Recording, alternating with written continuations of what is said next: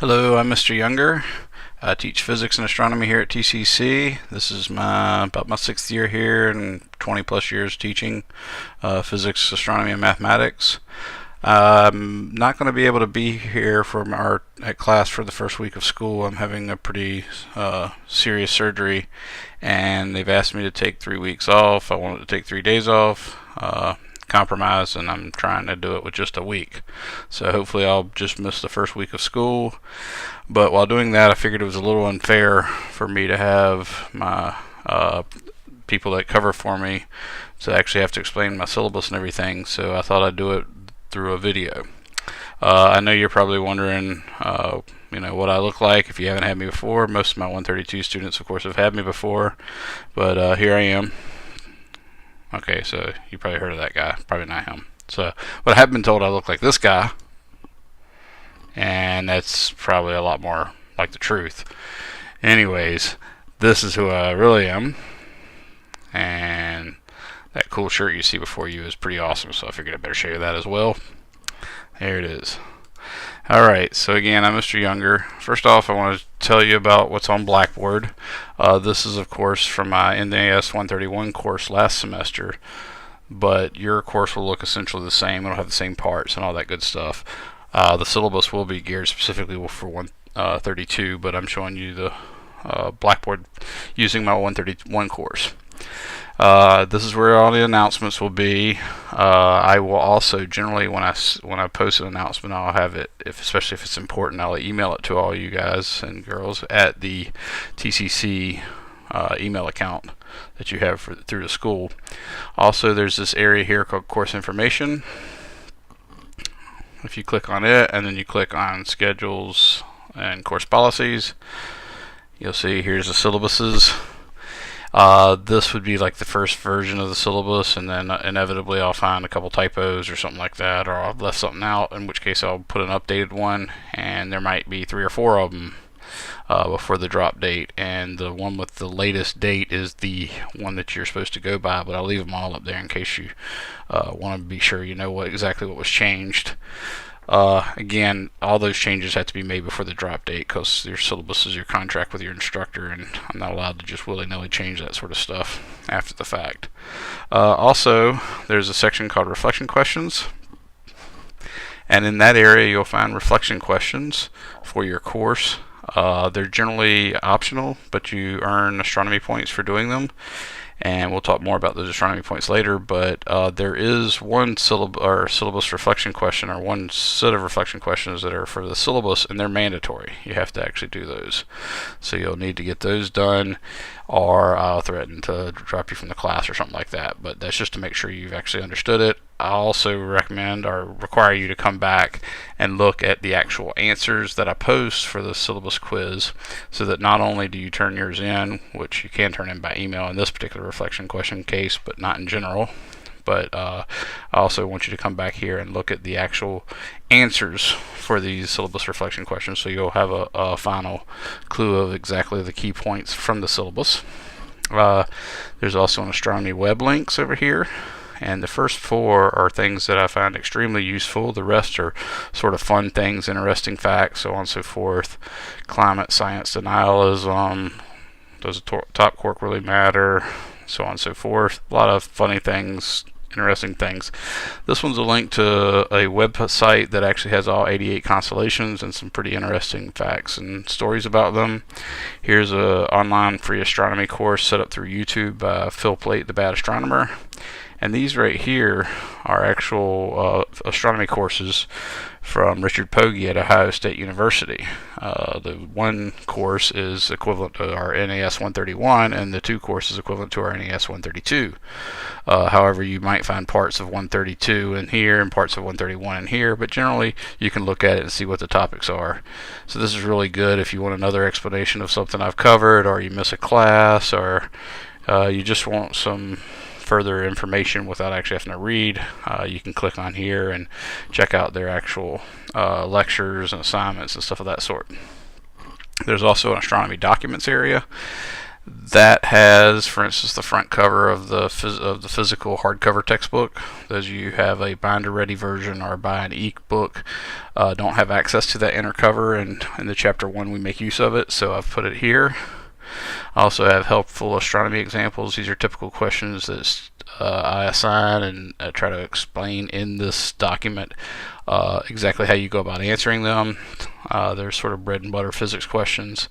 Also, the first test is a little daunting to my students, so I've put in test 1, which actually back in when this test was used covered chapters 1 through 4. And I wanted you to see what it would look like. Here's another more recent one where I covered just chapters 1 and 2, so that gives you some ideas of what to expect.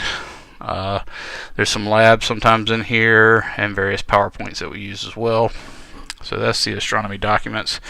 Also, I'm one of the few one of the few astronomy instructors at TCC that actually takes the time to create a practice test for you guys. It's not necessarily in the normal mindset of the university or college instructor, but I do it because I find it sort of equivalent to you guys doing homework, so I make them up. They will be found right here in practice tests in BlackBoard, and there'll be one for every test we take. It's basically 10 questions timed, so you get an idea about how long you should be able to take to answer those 10 questions, and every time you take it you're going to get a different set of 10 questions. So it's a really good practice. The more you take it, the more likely you are to do well on the test, or at least to have seen the vast majority of the questions on the test. 90% of the test questions, or 90% of the points, actually come from these practice tests. Also, when we have online tests, they'll be right here in the online test area. I'll probably make discussions board available. This is where your grades will be, and this area either won't be seen right now and will appear later, or it'll be seen right now but will be empty. That is actually an area where about a week or two before the final exam I'll post your old tests, especially the online tests, so you can go up and review for the actual final exam using those tests. Down here is an Ask an Astronomer link. That's also some of the stuff that was in web links, but it's a more complete list of Ask an Astronomer. So that's the end of the description of what's on BlackBoard, so make sure you check all that out.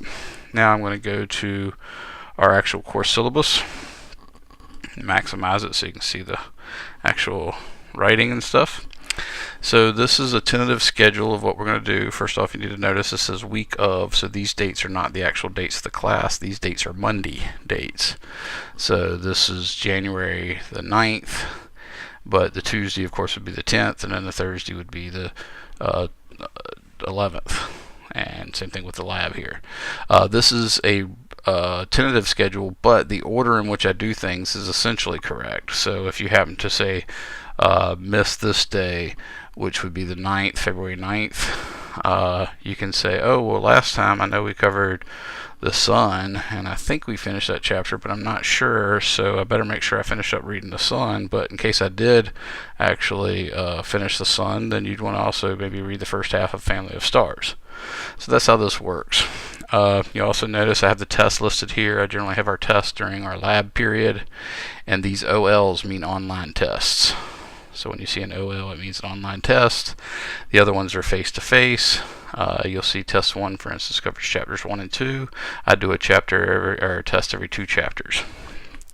You also see there's a constellation quiz down here, presentations for you guys to do a in-class presentation, which I'll give you more information about later. And then, of course, the final exam will occur on Thursday, and that's May 4th at 11 a.m. You should plan on staying late that day if you can. If you have some kind of conflict, you just need to make sure you let me know well in advance, and I'll work with you as best I can. Of course, this is my email address, and there's my phone number. Really, you should probably just use a phone number to call me, like in the event that you're actually going to have to miss a test for a good bona fide reason, and then you'd have a time-stamped message left for me. But generally, you should contact me via my email, wyounger@tcc.edu. When you do that, though, I need you to only email me from your TCC account. I say TCC/Gmail because TCC account is a Gmail account. And I need you to put the first thing in the subject line of your email to always be NAS 132 at 11, so that way my filters and various things will not erase the email or hide the email from me. I won't get it otherwise. You also need to not forget to include your name in the email, especially if you left that off. I won't be able to figure out anything. Now, our textbook is Foundations of Astronomy, the 12th edition by Seeds and Backman. I don't really have a problem with students using the previous edition. I would say 11th is probably okay, maybe even 10th. I wouldn't go any further back than that. But the big problem is we have an online homework system, and you basically are going to have to pay a good fraction of the cost of a new book to use that online homework system. So even if you got an older edition, you're not going to save yourself a whole lot of money. As I said, the last day of class, as well as the final exams on May 4th, your withdrawal policy is that you can only get a tuition refund if you withdraw by January 25th, and the last day to withdraw without academic penalty is March 24th. Of course, I can't see any reason for anybody to ever withdraw from my astronomy course. For one thing, my astronomy course is like the coolest course on campus. It's fun, and you learn a lot of cool stuff, and there's really no way you're going to fail unless you're just not willing to do work. So here's my absence of policy. You're allowed to miss, if you miss more than 4 lectures or 4 labs, I may drop you from the course. Again, that's at my discretion. If something like this comes up when you really have to miss some days for some good bona fide reason, just contact me and I'll work with you as best I can. You can ask around. That's sort of the way I work with students, is sort of one of the hallmarks of me. So you should be able to find out that other students have had good luck with that. So just let me know if you have to miss. Keep me in the loop. You should really check your emails at least every weekday. If there happens to be like a test on a Monday or Tuesday or something like that, you should definitely check it. Probably Saturday and Sunday as well, just in case I happen to have some free time and make up a study guide. I'd hate for you to be the only person that shows up at the test on Tuesday not knowing about the study guide that I sent out on Saturday. At the instructor's discretion, a student may be dropped from the course for missing a test, the consolation quiz, or any presentation days where the students are actually given presentations, or for not registering for WebAssign. That drop may result in an F or W, again at my discretion. If you have to miss a test day and you know in advance, that's the only way you can do a makeup test, and I'll work with you on that. Otherwise, I might either substitute your lowest test grade for the missed test, or substitute your average or something like that. Generally speaking, if you let me know in advance, I can usually find a way for you to take it at some other time. Student misconduct, we're all grown-ups here. You're in college. I don't expect to have any problems with misconduct, but it's obviously zero tolerance for anything that interferes with students' ability to learn. You must have a scientific calculator for this course, and you cannot use your cell phone for that. Additionally, cell phones must be silenced during every class and put away during tests. If at any time during a test a student is found to have a phone or other electronic device other than the calculator, and it's not secured in their pocket or book bag or something like that, then I'm going to assume you're actually cheating, and I'm going to give you an F for the test. I might give you an F for the course. I might drop you from the course. I might even substitute or send you in for academic misbehavior, basically. My grading policy, students always get a little confused with this, but it's really pretty straightforward. Basically, you'll have all these tests that I show you, plus some other tests that I'll mention in a second, and the average of those tests is your test grade. Now, the good news is I drop your lowest online test, I drop your lowest face-to-face test, and then there's other tests as well to make those count a little bit less. But there's another bright light as well. There's a astronomy point system where if you get above a certain number, I can actually improve your test score. But the downside of it is you have to get at least 1,500 of these points, which we'll talk about how to get later. But you have to get at least 1,500 of these points by April 27th. You should put that in your phone to remind you or something like that. But if you don't have 1,500 points, I will subtract 10 points from your test average. And that's after I drop the test grades, so the 2 lowest test grades. So make sure you have at least 1,500 points so you don't lose points on your actual test average. Now, once you reach that 1,500 mark, if you get above 2,500, say 2,500 up to 2,999, I'll add 3 points to your test average. In other words, if you had a 77, now all of a sudden you got an 80, you went from a C to a B. If you had 3,000 to 3,499, I'll add 5 points. And similarly, if you'll get 3,500 or more, I'll add 7 points. but there are some other rules. I may be requiring you to write 1 or 2 papers. Those papers would be 700 to 1,000 words. I'll give you plenty of warning if we do require that. And if we do require it, the average of those 2 will count as a test grade that cannot be dropped. There will be a few quizzes, probably constellation quizzes, and I'll drop the lowest one of those. The average of them will count as a test grade that cannot be dropped either. Here's one big rule: a minimum score of 50% test average. That's that's without me subtracting your lowest test grades. You have to have a minimum test average of 50 or higher. If you don't keep that test average, there's no number of points that's going to save you. I don't care if you have 74,000 points, you're not going to be able to pass if you have a test average less than 50. So you got to make sure you do that bare minimum. There's 16 lab meetings. You must attend at least 13. For each one you do below 13, I'll subtract 150 points from your point total. You have to take a constellation quiz. If you get 10 correct, you pass, but if you get less than 10, you'll get 300 points deducted from your astronomy points. And there's also web assigns, like 15 web assignments. It's 1 per chapter, and you have to do at least 10 of those with a score of 75% or higher. If you get less than 10 done, then you're going to have a 500 point deduction. So imagine this: if you get 10 done at 75 and exactly 10, then you're going to end up getting 500 positive points. However, if you instead get 9, you go from plus 500 to minus 500. That's literally a 1,000 point swing, so you don't want to do that. Here's our course grades: 89.5 or higher is an A, 79.5 or higher is a B. Notice I drop it down to a 68.5 to get a C and a 58.5 to get a D. Anything lower than that is an F.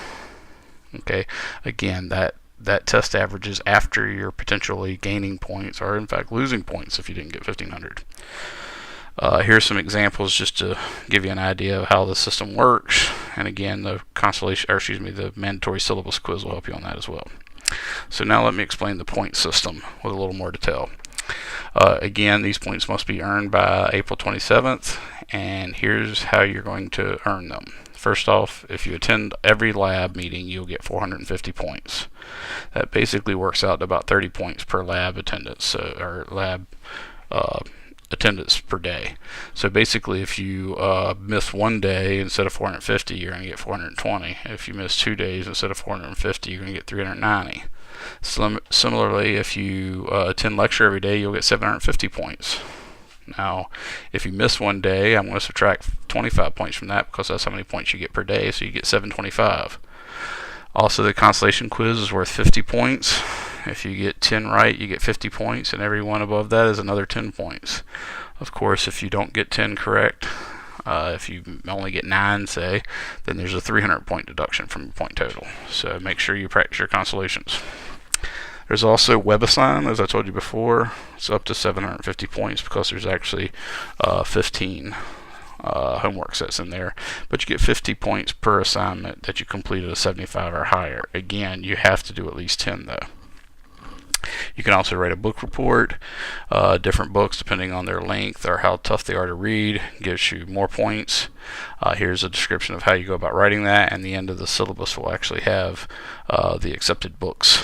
There might be a few I might add throughout the semester, or you can ask me about specific ones, but generally these books are ones that I know are scientifically accurate and relevant and just good books. So here's the other ways you can earn points. You'll notice all of these require 150 word or more typed report or critique unless it specifically says otherwise, and the only one that specifically says otherwise is this one. So you can bring in newspaper articles without writing anything, up to 20 of them, and get 5 points each time. Miscellaneous work, 10 to 100 points. I actually sometimes go above 100 points if someone's put a lot of work, say, into a painting or something like that. Sometimes I'll give them even more than 100 points. You can get 25 points every time you turn in reflection questions. They must be typed and turned in by the next class period. So for instance, if you're looking at the reflection questions for chapter 1, the day after we finish chapter 1, or the next class period thereafter, is when you have to turn it in. It has to be typed and on paper with your name on it. and you'll get 25 points. It's good pedagogy, because we've found over and over again that if you students review what they've covered within 24 hours, they generally do better on their grades. So that's what this is about, and that's why it's got a due date of the immediate class period afterwards. Also, if there's any chapters we cover that there's not a reflection question for, the opening of your chapter has 3 to 5 questions that it's mentioned in it, and you can answer those for reflection questions. Again, don't forget the mandatory syllabus reflection questions are absolutely necessary. They are mandatory. You can review a large internet article or a large newspaper article for 25 points each, for a maximum of 200. You can take a practice test and score an 80 or higher, and each time you do that, even if it's twice on practice test 1, you email me, let me know, and I'll give you 50 points for each one for a maximum of 600. Notice the maximums on many of these things. You can review a journal article for 50 points each, maximum 400. You can watch The Big Bang Theory from CBS, 50 points each, maximum 200. You can watch Universe series seasons 1 through 4 from Discovery Channel for a maximum of 500 points at 50 points each. You can subscribe to Sky and Telescope or Astronomy magazines for 75 points. You can attend and review TCC Observatory. In other words, I'll have a viewing. I'll always have at least one per semester, but hopefully I'll have multiple ones. If you attend that, you get 100 points. Again, you have to review everything. You watch and review an episode of the Cosmos series for 100 points, up to 1500. I'll take the old or new one. You can watch the Mars series and review that by National Geographic, and you get a maximum of 500 points at 100 points each. Skeptic's Guide to the Universe is a podcast where I get all my science from. That's a really great program. You listen to that and review it, I'll give you 100 points, up to 400. You can plot the path of the planet through the stars. You can build an astronomer's bow. You can determine longitude and latitude. All of those really require me to give you some pointers, but you can do that for 100 points each. You can attend a planetarium show here at TCC or some other place for 100 points each, up to 300. We always have issues regarding the interface of religion and science, so I've offered a few books in my book list, as well as this podcast right here, where Hal Bidlack explains how he is a skeptic but has faith in the existence of God and that sort of thing. So that might be an interesting thing for you to listen to and review. You can listen to these specific episodes of the Thomas Jefferson Hour, but only those specific episodes for 100 points each, for up to 300 points. If you go anywhere other than TCC to do a dark sky or early morning observation, I can give you up to 375 points at 125 points each. You can go to Air and Space Museum in Virginia or DC or various other places. You can build a fire model rocket. You can memorize all 88 constellations, or you can go to Green Bank Radio Telescope. That is a long ride. I would recommend y'all go in groups, but it's worth 500 points. And it's basically a cell phone dead zone, so you've got to call in advance to set up stuff, because once you get there, if you get lost, there's no hope for you. WebAssign. That is a system, a homework system, that if you buy a brand new text, they'll give you access to it for quote-unquote free. However, if you haven't bought your text yet, or if you're looking for a cheaper route, you can actually pay at the website $94 for the WebAssign, and they will give you an e-text and access to the website for the entire life of that particular edition. So that's $94. That's probably the cheapest way you can go. If you still like a physical textbook, you can maybe order a 10th or 11th edition for a couple bucks online. To work the actual WebAssign, you have to create an account. You have to go to I have a class key at www.webassign.net. Click on I have a class key. Enter this key. Do not share it with other students, because different sections have different numbers. But you enter that, and that should put you right in my class. These homeworks are not optional. The way they work is basically they're a homework assignment per chapter. So they're always due when that chapter is being tested. So for instance, test 1 covers chapters 1 and 2 and occurs on Thursday, January 26th. So that means the homeworks in WebAssign for chapter 1 and chapter 2 are both due by 11 a.m. on January 26th. Now, unlike previous semesters, I will not be giving homework extensions on WebAssign, so make sure you get those done on time. Do not forget about them. try to do a little bit every day. Observations, at TCC or other places are not required, but they're recommended because, heck, you get to go out and see the stars and check out our 20-inch telescope. And if you do, get points. You can bring friends, family, loved ones, daughters, brothers, sisters, sons, whatever. Here's the books approved for the book report. And you can see there's several titles here. If you want to ask me specifically, what book you should read, I can ask you a little bit about what things you're interested in and pick out one specifically for you. But they're all excellent, relevant, good science books. So that about finishes our introduction to the syllabus. Again, I apologize for not being able to be here for you. I hope I'll get to see you at the second week of school. Other than that, I hope we have a good semester together. I look forward to getting to know you guys.